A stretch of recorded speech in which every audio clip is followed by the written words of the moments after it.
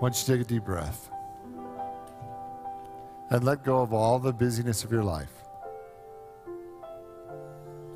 Let go of everything it took for you to get here and just be with the presence of God that is within you and all around you. And you just have one job today.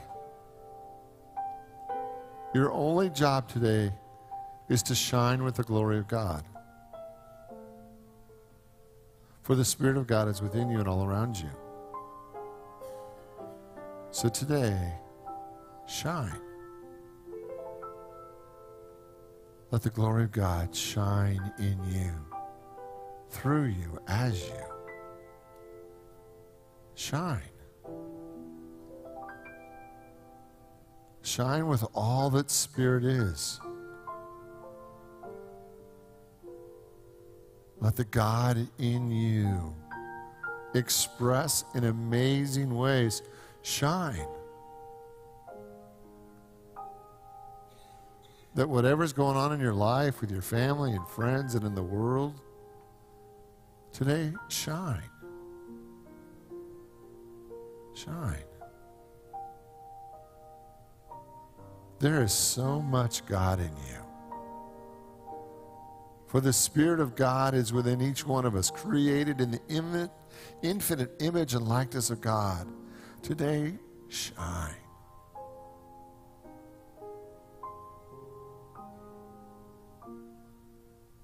Give God expression in your life.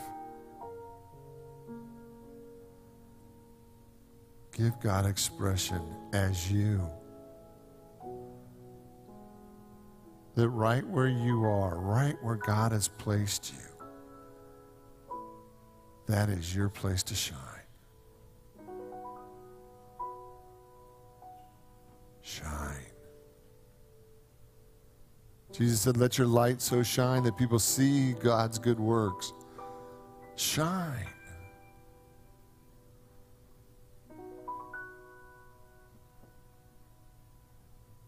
For God in you is infinite. And as you shine throughout this day, people will see the Spirit of God in you. They will see God at work in your life. Shine. Shine.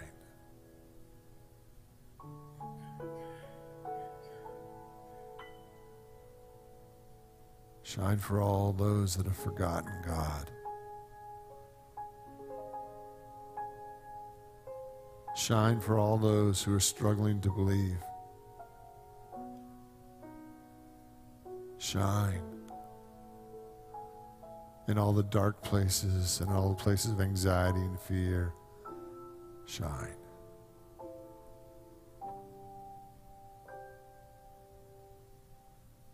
God needs you to shine today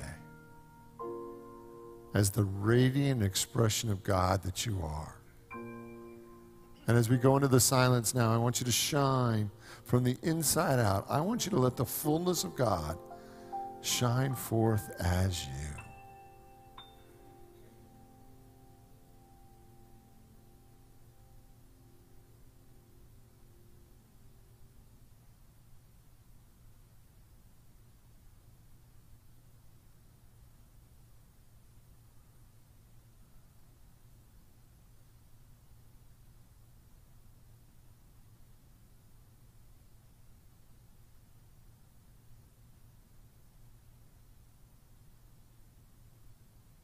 In the name and through the power of the living Christ, we give thanks that God is within us, that God will supply all things. And today we trust the activity of Spirit, that we may allow our spirit to shine like never before, that people can see the work of God in us. And so it is. Amen. Whew, that was fabulous. Morning, everyone. All right. And a shout out to Robin in Mauritius. I did a shout out to Mauritius, but I didn't know your name, Robin. So thanks for tuning in. And Mauritius also happens to be on my bucket list of places I want to go. So hopefully one day I will get out there. So thanks for tuning in. So Timothy and Tom were really good friends that served in the same regiment in the army, and they were inseparable buds. And so they would serve, and at night they always drank together every evening. And after their retirement, they went to 2 different states, but they kept in touch through letters and emails. And to keep the memory of their drinking times and their good times alive, Tom would always go to the bar and get 2 glasses of whiskey in water, and he would alternate and have a drink of one of each. And then somebody once saw and said, hey, so why do you have 2 glasses, and why do you just alternate? He said, well, this glass is for my best pal, Tom, and this one is mine. So I take a drink in honor of him from one, and then I take one for me. And I said, oh, that's cool. And a few months later, the same guy noticed that Tom only had 1 glass on his table, and he wondered what was up. And he said, so you don't drink a toast to your friend anymore? He said, no, I still do. The reason there's 1 glass is because I've given up drinking. Okay. I know some of you are thinking I should give up joke telling, but I don't give up. In fact, here comes another one. And a double dose. More. So there's a city minister who liked to have a drink every now and then, and his favorite was this peach brandy. And there was a member of his congregation who made him a bottle of peach brandy every Christmas. And so he went to visit this one Christmas, expecting and hoping to get a bottle of brandy. Much to his surprise, he got 2 bottles of brandy. And the congregant said, look, but this time, the condition of the 2 bottles is you've got to make an announcement from the pulpit that I gave you these bottles of brandy.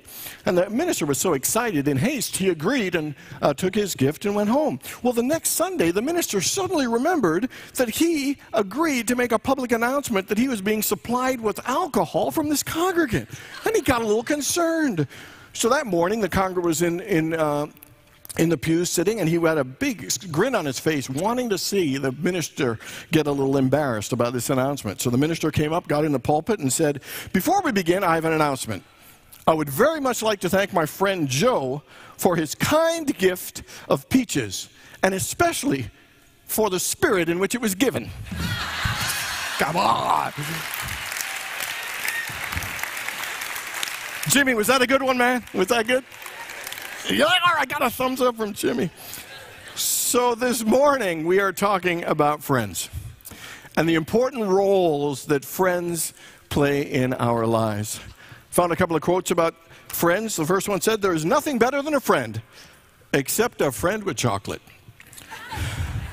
Someone once said, a friend is someone who thinks we're a good egg even though they know that we're slightly cracked. And finally, Chuck Swindoll says these beautiful words. He said, I cannot even imagine where I would be today if it were not for a handful of friends who gave me a heart full of joy. Let's face it, friends make life a lot more fun. How many people would agree that friends make life a lot more fun? How many people have had a friend in your life who has gotten you through a difficult time or been there for you in a time of need? And how many people have had a friend who touched your life in a great way, but you've lost touch with them? Anybody? And the question is, why? When we know the value of friends, the importance of friends, the difference that they make in our lives, why is it that we lose touch with our friends? I think there's several reasons. Some simple and obvious was is sometimes we move, and sometimes the geographical distance creates some disconnect and distance. Sometimes it's an argument. Sometimes we have disagreements with people that have been our friends, and it creates a rift and a division, and we don't stay in touch. Another one is sometimes we just grow apart. Ayala Van Zandt said that people in our lives for a reason, a season, or a lifetime. And, everyone wasn't meant to be there all the time. Sometimes we grow beyond. They were meant to be there for a time, and we grow beyond that. We've changed our perspectives, and we attract different friends. Another one is even when we want to stay in touch, sometimes we let the busyness of life get in the way, and we just forget to stay in touch, even when we want to. There are other priorities, and we just let that slip away. Another one is sometimes we withdraw. I had a friend tell me just the other day that she was going through a really hard time, and she withdrew from her friends because she didn't want to burden people or get them down with this trauma that was going on in her life. Sometimes people have serious illnesses, or sometimes they have tragedies in their lives or difficulties, and they withdraw from their friends because they don't want to burden their friends, or they don't know how to share some of their vulnerabilities with their friends. And yet withdrawing robs us of some love and support and connection that would help us through these difficult times. And the final one is that sometimes we don't want to risk it. I remember when I was a little guy, I was about 10 years old, I had a kid, Joey Warren, he came up to me and said, "Will you be my best friend?" Kids are so adorable in ours, but as we get older, we would never go to someone today and say, "Would you be my best friend?" We get freaked out about that. Because there's a level of sharing ourselves and vulnerability and putting ourselves out there that can scare us out of reaching out and making connections and being friends with someone. So my question is, who have you lost touch with that's a friend? Who is something that's close in your life that you've just been too busy to take time to get in touch with them? And who do you wish that you would reconnect with and get back in touch with? I wish I had stayed in touch with my friends is the fourth regret of the dying, written in the book, the top 5 regrets of the dying by Bronnie Ware. I've been calling her Bronnie Wade. Her name is Ware, and I just wanted to correct that. But you know, it sounds kind of simple, doesn't it? Like, oh, you just forget to stay in touch with your friends. But I don't think we realize how much we lose by not staying in touch with our friends. I don't believe we realize the high price we pay and the negative impact it has in our lives and the level of fullness of our lives by not staying in touch by people that we love and people that are our friends. You know, Bonnie Ware, she worked as a care worker and had the rare opportunity of being with countless people in the last 3 weeks to 12 weeks of their lives.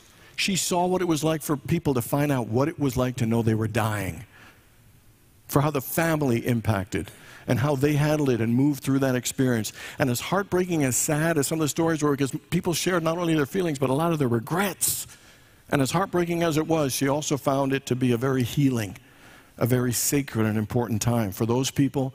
But she also felt blessed that she got to learn some of the regrets of the dying to help her adjust how she was living so that she wouldn't have those regrets at that time. And this is the blessing for all of us, to look at the regrets of people who have died and were dying, and to maybe make some adjustments of how we're showing up and living our lives so that we don't have those regrets. Week 1, regret 1 was, I wish I had the courage to live a life true to myself rather than a life of what other people expected. Week 2 was, I wish I hadn't worked so hard. Week 3 is, I wish I had the courage to express my feelings. And today we're going to look at, I wish I would have stayed in touch with my friends. The reality and one of the great price that we pay in this is expressed by Bonnie in this line when she says that there is something going on in our society that sometimes we deny and ignore. And if you want to deny, ignore it, don't ever go into a nursing home, because that's where the reality is. And here's the reality, that there are many people who are lonely. That loneliness is an epidemic in many ways. Here, she said, this lady Doris, she walked in, the lady looked sad, she said, "So honey, how are you doing?" And she burst into tears, this woman, and said she hasn't seen a smiling face in 4 months. And the woman gave her a hug. Bronnie gave her a hug, and she said, that was the first hug I've received in 4 months. They say I'm dying of a disease. She said, what I'm really dying of is loneliness. That there's an ache in my heart that is almost unbearable. I've heard them say, you can die of loneliness. Now I realize that it's true. She says, I wish I'd stayed in touch with my friends. I wish I hadn't lost touch with them. But sometimes life moves on, and suddenly you find yourself with no one in the world who understands you or who knows anything about your history. Do you know today, there's a study that was done in 2010, that Americans are more lonely today than we were in the 70s and 80s. Doesn't that surprise you? Especially with Facebook and all the social media and ways to connect, we are more lonely today than we have ever been. You know, and it's not about being alone. You could be lonely in a crowd full of people. Loneliness is not a factor of not enough people. It's a factor of not feeling understood, cared for, and connected by people, not feel known by people. 40 to 45% of people today say they experience loneliness, which is up 20% in the 70s and 80s. You know one of the reasons, even with Facebook and stuff, that is because we're missing face-to-face contact. See, we text and Facebook and all these things, but it's missing that true, heartfelt, face-to-face, person-to-person connection. And so the truth is, we shouldn't be this lonely. And there's something we can do about it. And one of the ways we can do is to make sure we take time to connect with our friends. So how do we make a practice and a commitment to connect with the people and the friends in our lives? And the first one is to remember and make sure we connect and realize the value and the importance that friends bring into our lives. You know, I believe it was Tennessee Williams who said that friends are God's way of apologizing for our families. And you know, the fact is we can't choose our parents. We didn't choose our or maybe we do, but, or siblings, but you get to choose your friends. Friends are people that we choose. You know, it's interesting. There's an older guy, Harry, in this thing, and this is the comment he made. He said, whether you have a good family or you don't have a good family relationship, friends add a layer and a dimension of connection, love, and support that is beyond what our family can do for us. That friends offer a level of insight and understanding into us that our families can't always see. That they see our idiosyncrasies and our uniquenesses and our freakiness and our conflicts and contradictions and still love us anyway. They see us and support us in a whole different way. There are things that only a friend could do that could trust, that would touch us in a way that if a family member did it, it wouldn't touch in that same way. Let me give you an example. Growing up in middle school, I met a guy named Vivian Defoe. He was from Dominica. He had the most adorable list. He said, I was born in 1963. I fell in love with him right then because he was from the Caribbean and so was I, and we became really good friends. His birthday was March the 26th, and that was my parents' anniversary, which was 10 days before my birthday. He was 10 days older, and his stepdad was very abusive. So Vivian often stayed at our house, and over time, March 26th, we celebrated Vivian's birthday and my parents' anniversary at my house every year. He and I were best friends. We were starting guards on a high school basketball team. We played sports all the time.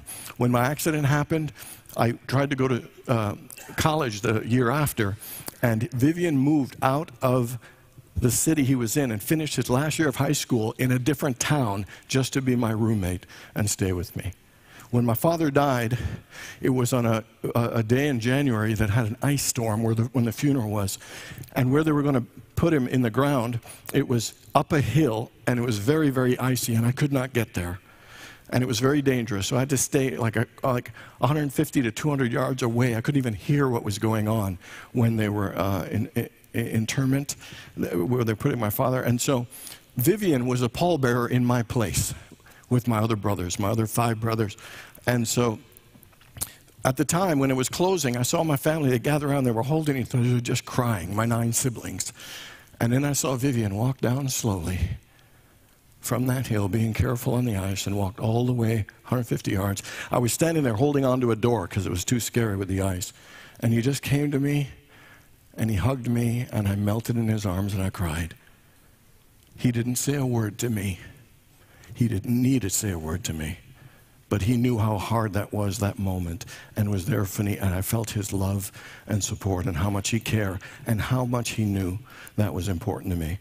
A family member could have done it and it would have been great, but a friend doing that made it one of the most beautiful, memorable experiences of feeling loved and supported by a friend that I've ever had. Friends are amazing in the way they touch us, support us, believe in us. Anybody ever noticed that you have a wide range of friends? And you ever had such a wide range of friends that there are some friends that you wouldn't invite and you wouldn't want at the same party, some of your friends? Because you love them all, but you know that this group should not be with that group. You know, you got it? And I think it's a testament to the fact that different friends touch different things and areas and dimensions in us, you know, and that we can relate to different people. You know, I've got a group of friends, like about 7 or 8, that I've been playing poker with for the last 7 years. Usually when I bring them up, I say, oh, we play cards. Well, I play poker, folks. And they are the rowdiest, most irreverent, vulgar, colorful language I've ever heard in my life. Of course, I don't use it, but I'm saying, I love that they do, and they entertain me.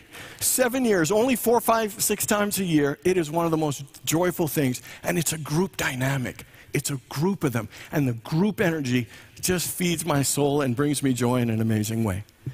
Then I've got a friend, Dave. He and I, in the 15 or 20 years of knowing each other, have almost 99% done things one-on-one. I met him. He worked as a silent unity worker when I was in seminary, and we became dear, dear friends.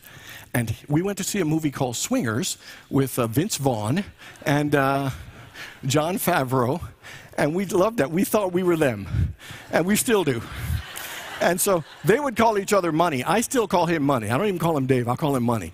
He calls me Rico. He still calls me Rico. Please don't ever call me Rico. None of y'all. Okay, but...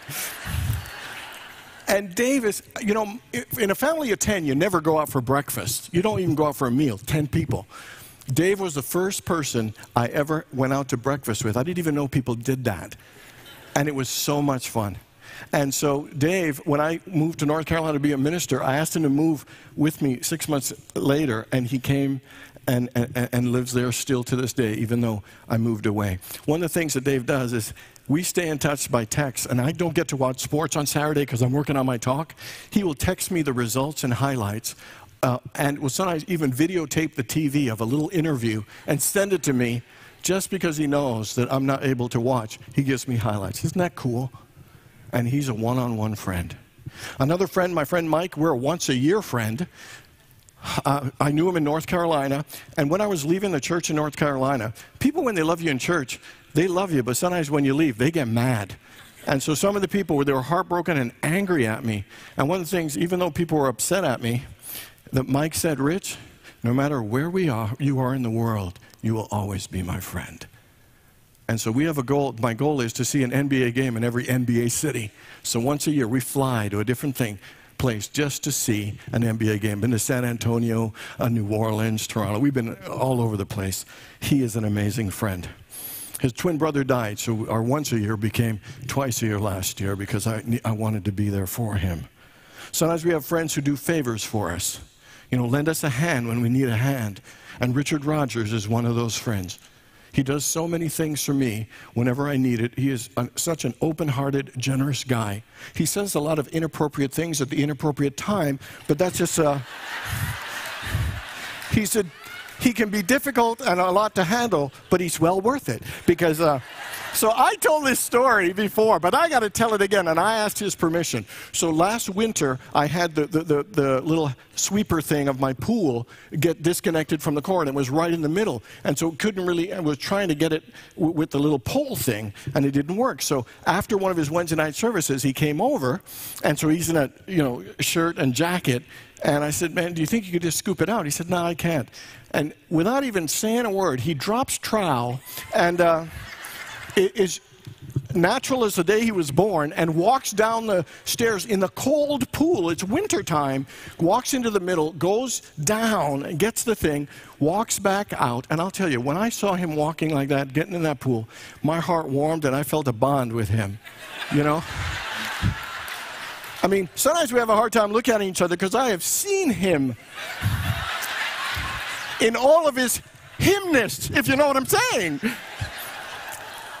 And even though I still struggle to get that image out of my mind, I will never struggle to have that love and that bond and that level of friendship leave, because it still warms me to this day. And so... Another great thing about friends is our longtime friends have memories that they sometimes trigger that we have sometimes forgotten. I met a friend of mine that I hadn't seen in 20 years. It was a high school friend last year. And we were like, oh, what happened to Ray from the volleyball team? And remember when we won the city championship? And oh, remember that time we took your Chevy Nova and 6 of us, we drove for spring break down to Daytona, and we didn't have enough money, and all we could eat was macaroni and cheese and McDonald's, and we washed it down with Old Milwaukee and Mad Dog 2020. You remember that? And they trigger these old things of how far we came and all the things that happened in the past that we've forgotten that come back and warm our hearts and we enjoy them again. You ever had that? Isn't that a cool thing? And then we have friends who tell it like it is. Even when we don't want to know how it is, they tell us like it is. And I've got two dear friends, and they call me on stuff, but they call me on it in a place of love. Never brutally or judging or being mean, but they see the greatness in me that I sometimes don't see in myself, and they help me bring it out in a supportive, honoring, caring way. I mean, they have touched my life in a way that I can't even fully express. That our friends see us and believe us, call out our magnificence and our beauty. And I'll tell you, there was probably no greater experience than I shared in January. And I shared it already, but I want to share it again. It's like I was taken to the hospital 3 times by the ambulance, with heart issues. My heart was fluctuated, was rating from 40 to 90. And it was felt volatile and frightening, to have your heart rate just bouncing up and down. I felt so vulnerable. I was afraid to sleep because I thought I was going to die. And to have Richard and Jill with me, they took me to the urgent care, and the urgent care called the ambulance and took me. They were driving, and then the first time I left the hospital against the doctor's wills. It wasn't a smart move, but I had to do the burning bowl service. But then I was then the same heart stuff, and it kept coming up. And what was amazing was that Jill, having known me for 20 years, was my advocate with the doctors. That Richard was running and making sure, taking care of all kinds of stuff. He said a few very inappropriate things in the ER that made us laugh our butts off. It was incredible. And even though when I had to sign that thing to do the angiogram, because it says, you could get something caught and bleed or stroke and die, that we not only prayed, but Jill said, just in case anything happens and you die, what would you like me to tell your family? And to have that level of support and care. And they took me home to their house on one of the nights because I was too scared, and of course they wouldn't let me either. They wanted to make sure that I was all right. And the amazing thing, when I look back at that experience, it wasn't the fact that I thought I was going to die. It wasn't the fact that I was afraid to die. I look back at that experience and I think, how thankful I am that I was so loved by my friends. They took an unbearable experience and made it bearable. And quite frankly, have indelibly imprinted a joyful memory of love that made me feel so special and cared for that I could never, ever forget it. So my question for you is, who are the friends that you haven't connected with? What is the group of friends that you hang out with? What is that one-on-one friend? Who's your once-a-year friend? Who's your person who does favors for you friend? Who's your tell-it-like-it-is friend? And who's your can call them at 4 o'clock in the morning and they will be there for you no matter what friend? Friends are important. They touch our lives in an amazing way. They see us and support us and believe us and bring out levels and aspects of us that we sometimes didn't even know existed. When Jesus said the greatest commandment is to love one another, he described friendship as an important aspect of the fullness of the love that we're here to experience. When he said in John 15, no greater love than this, than a man who would lay down his life for his friend. And we always think that catch a bullet or dive in front of a bus. No, what it's saying, who would lay down his focus on his own needs to lay them aside to put someone else's needs first. And then the second aspect of friendship that he talks about is that he said to his disciples, I have called you friend. I have called you friends because I have shared with you all the Father has shared with me.